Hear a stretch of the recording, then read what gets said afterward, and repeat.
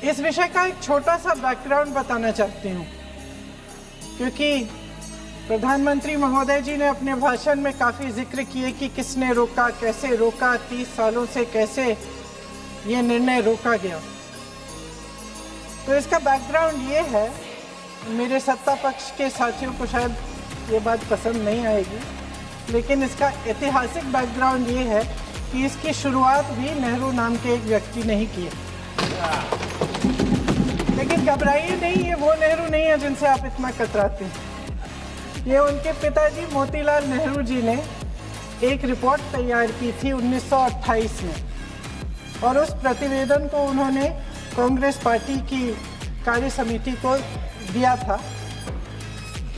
वो एक समिति के अध्यक्ष थे। उसमें उन्होंने 19 मूल अधिकारों की सूची बनाई थी। 1931 में सरदार पटेल जी की अध्यक्षता में कांग्रेस अधिवेशन हुआ था कराची में। उस कराची अधिवेशन में इस प्रस्ताव को पारित किया गया, और वहीं से ये शुरुआत हुई कि महिलाओं का समान अधिकार हमारे देश की राजनीति में शामिल हुआ। उसी समय 1 वोट 1 सिटीजन 1 वैल्यू का सिद्धांत भी हमारी राजनीति में स्थापित हुआ। आपको ताज्जुब होगा ये जानकर कि जबकि इस सिद्धांत की वजह से हमारे देश में महिलाओं को वोट देने का अधिकार आज़ादी के पहले दिन से मिला, अमेरिका जैसे देश में ये अधिकार उन्हें इस अधिकार के लिए 150 साल इंतजार करना पड़ा, संघर्ष करना पड़ा।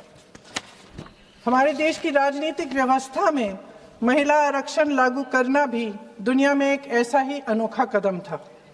पंचायतों और नगर पालिकाओं में 33% आरक्षण का प्रावधान भी भारतीय राष्ट्रीय कांग्रेस की सरकार ने स्वर्गीय राजीव गांधी जी के नेतृत्व में सदन पटल पर पहली बार पेश किया, मगर उस समय ये प्रावधान पारित नहीं हो पाया। आज आदरणीय प्रधानमंत्री महोदय जी ने भी इसका जिक्र किया, लेकिन हमेशा की तरह उन्होंने आधी बात बोल दी। उन्होंने कहा